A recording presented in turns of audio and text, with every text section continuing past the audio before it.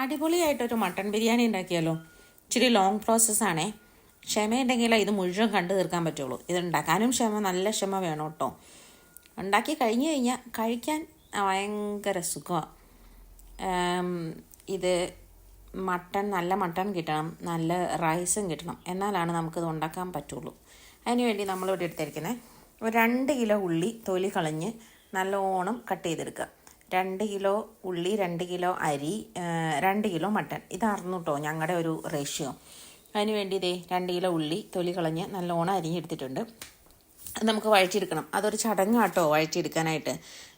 എണ്ണ വെച്ചിട്ട് നമ്മൾ കറിവേപ്പില ഇട്ടിട്ട് അതിൻ്റെ അകത്തോട്ട് കുറച്ച് പച്ചമുളകും കൂടി സ്പ്ലിറ്റ് ചെയ്തിട്ട് അതിൻ്റെ കൂടെ ദേ ഉള്ളിയും ഇട്ട് നല്ലോണം ഇളക്കണം കേട്ടോ.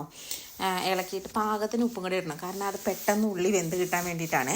ആ ഉള്ളിക്ക് പാകമുള്ള ഉപ്പ് അപ്പം തന്നെ ഇടുക. എന്നിട്ട് അത് മൂടി വെച്ചിട്ട് ആ ഉള്ളി ഇടയ്ക്കിടയ്ക്ക് ഇളക്കി കൊടുക്കുന്നതിൻ്റെ ഇടയ്ക്ക് തന്നെ നമ്മൾ കുറച്ച് കാഷ്യൂനട്ടും കുറച്ച് ഉണക്കമുന്തിരിയും കൂടെ വറുത്ത് മാറ്റി വെച്ചു. 2 കിലോ അരി എടുത്തു. ഇത് കഴുകി അവിടെ സോക്ക് ചെയ്യാൻ വെച്ചു.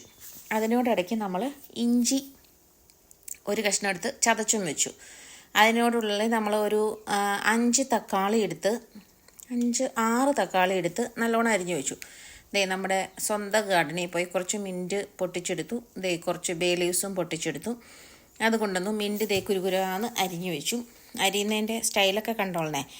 ഈ ബേ ലീവ്സ് നമ്മൾ ആദ്യം ഇട്ടിരുന്നെങ്കിൽ കുറച്ചുകൂടെ നന്നായേനെന്ന് പറയുന്നു. പക്ഷേ അതിൻ്റെ ഇടാൻ ബെറ്റർ ലേറ്റ് ദാൻ നെവർ എന്നാണല്ലോ. അപ്പം അതിൻ്റെ കൂടെ ആ ഉള്ളിയുടെ കൂടെ ഇട്ട് ഇളക്കി കൊടുക്കുന്നുണ്ട് ഇടയ്ക്കിടയ്ക്ക്.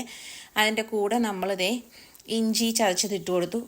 നിങ്ങൾ കണ്ടു കാണുമല്ലോ, 2 കിലോ മട്ടൺ നമ്മൾ കഴുകി മാറ്റി വെച്ചിട്ടുണ്ട്. ഇനി ഉള്ളി ഒരുമാതിരി നല്ലോണം വെന്ത് കഴിയുമ്പോൾ അതിൻ്റെ അകത്തോട്ട് മീറ്റ് മസാല, മഞ്ഞൾപ്പൊടി, മുളക് പൊടി, മല്ലിപ്പൊടി, കുറച്ച് ഗരം മസാല ഇത്രയും ഇട്ട് കൊടുത്തിട്ടാണ് നമ്മൾ അതൊന്ന് ശരിക്ക് വേവണം കേട്ടോ. ആ പൊടി ശരിക്ക് വെന്ത് കിട്ടണം. അതിൻ്റെ കൂടെ ഒരു സ്പൂൺ നമ്മുടെ കാശ്മീരി ചില്ലി പൗഡറും കൂടെ ഇട്ട്, ഒരു കളറൊക്കെ വേണമല്ലോ. ആ പൊടി ശരിക്ക് വെന്ത് വന്ന് കഴിയുമ്പോൾ നമ്മൾ അരിഞ്ഞ് വെച്ചിരുന്ന തക്കാളി, ഒരു 6 തക്കാളി അതിൻ്റെ അകത്തോട്ടിട്ടു. അത് കഴിഞ്ഞ് ആ തക്കാളി ഒന്ന് ഇളക്കി യോജിപ്പിച്ച് കഴിയുമ്പോഴത്തേനും നമ്മുടെ വെളുത്തുള്ളി ആട്ടോ, വെളുത്തുള്ളിയുടെ ക്യൂബ്സാണ് ഇട്ടത്. 4 ക്യൂബ്സ് ഇട്ടിട്ടുണ്ട്. ഇനി ആ തക്കാളിയും ആ പൊടികളും എല്ലാം കൂടെ ഒന്ന് മിക്സ് ചെയ്ത് നല്ലോണം ഒന്ന് വെന്ത് കിട്ടാൻ പാകത്തിന് വെള്ളവും ഒഴിച്ച് ആ തക്കാളിയുടെ പാകത്തിന് ഉപ്പും അന്നേരം ആഡ് ചെയ്ത് കൊടുത്തു. നല്ലോണം വെന്ത് നല്ല പരുവായി കഴിയുമ്പോൾ നമ്മൾ നമ്മുടെ കഴുകി മാറ്റി വെച്ചിരുന്ന ഇറച്ചി അതിൻ്റെ അകത്തോട്ട് ഇട്ട് നല്ലോണം ഇളക്കി മൂടി വെച്ചിരിക്കുവാണേ. അപ്പോൾ ഇത്രയും സാധനങ്ങളാട്ടോ നമ്മൾ ഈ ചോറ് വെക്കാൻ വേണ്ടിയിട്ട് മാറ്റി വെച്ചിട്ട്. അതിനോടിടയ്ക്ക് നമ്മൾ ആ അരി കഴുകി വാലാൻ വെച്ചിട്ടുണ്ടായിരുന്നേ. ചോറ് വെക്കാനായിട്ട് നെയ്യാട്ടോ ഇട്ട് കൊടുത്തേക്കണേ. നെയ്യിൻ്റെ അകത്തോട്ട് ബേ ലീവ്സ് ഇട്ട് ഒന്ന് മൂത്ത് വന്ന് കഴിയുമ്പോഴത്തേനും തക്കോലം, നമ്മുടെ ഏലക്കായ, പിന്നെ നമ്മുടെ ഗ്രാമ്പു, കറുവപ്പട്ട ഇത്രയും ഇട്ട് കുറച്ച് നമ്മുടെ ബ്ലാക്ക് പേപ്പർ ഇട്ടിട്ടുണ്ടേ. അതൊന്ന് ശരിക്ക് ഒന്ന് മൂത്ത് കഴിയുമ്പോൾ നമ്മൾ അതിൻ്റെ അകത്തോട്ട് വെള്ളം ഒഴിച്ചു കൊടുത്തു. അപ്പോൾ 2 കിലോ അരി എന്ന് പറയുമ്പോൾ 3 ലിറ്റർ വെള്ളം ഒഴിക്കണേ. 1:1.5 എന്നാണ് കണക്ക്.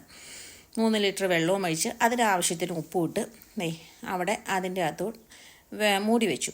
അപ്പോഴത്തേനും നമ്മുടെ ഇറച്ചി ഇവിടെ നല്ലോണം തിളച്ച് പരുവായി വരുന്നുണ്ട് കേട്ടോ. ഇടയ്ക്കിടയ്ക്ക് ഇറച്ചി ഇളക്കണം, ഇടയ്ക്കിടയ്ക്ക് ചോറ് ഇളക്കണം.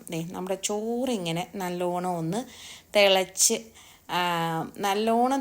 ആ വെള്ളം മേളിൽ കാണാത്ത രീതിയിൽ തിളച്ച് വന്നു കഴിയുമ്പോഴത്തേനും നമ്മളത് നമ്മുടെ സിൽവർ ഫോയിൽ വെച്ച് ഒന്ന് മൂടി വെച്ചിട്ട് 15 മിനിറ്റ് ഓഫ് ചെയ്ത് വെച്ചിട്ട് തുറന്നു കഴിയുമ്പോഴത്തേനും നമ്മുടെ ചോറ് ഇവിടെ റെഡിയാണ്. ഇനി ആ ചോറ് നമ്മൾ വേറൊരു പാത്രത്തിലോട്ട് മാറ്റുകയാണ്. ആ ചോറ് പാത്രത്തിലോട്ട് മാറ്റിയിട്ട് കറിയും അതിൻ്റെ മുകളിൽ ലെയറായിട്ടിട്ടിട്ട് വീണ്ടും ലെയറായിട്ട് മുകളിൽ ചോറിട്ടിട്ട് അതിൻ്റെ മുകളിലാണ് നമ്മുടെ ഡെക്കറേഷൻസ് മുഴുവനും. അതായത് നമ്മൾ വറുത്ത് വെച്ചിരുന്ന അണ്ടിപ്പരിപ്പ്, കിസ്മിസ്, വറുത്ത ഉള്ളി നമ്മൾ നേരത്തെ ഉണ്ടാക്കി വെച്ചേക്കണെയാണ്, വറുത്ത ഉള്ളി, പിന്നെ നമ്മുടെ മിൻറ്റ് ലീവ്സ്, പിന്നെ നമ്മുടെ കൊറിയാണ്ടർ ലീവ്സ്, അതായത് മല്ലിയില, ഇത്രയും ഇട്ട് വീണ്ടും അത് ആ ക്ലിങ് ഫിലിം തന്നെ വെച്ച് അടച്ച് നമ്മൾ ഒന്ന് ദം ചെയ്യാൻ വെക്കണം. ദം ചെയ്ത് കഴിയുമ്പോൾ നമ്മുടെ ബിരിയാണി റെഡി.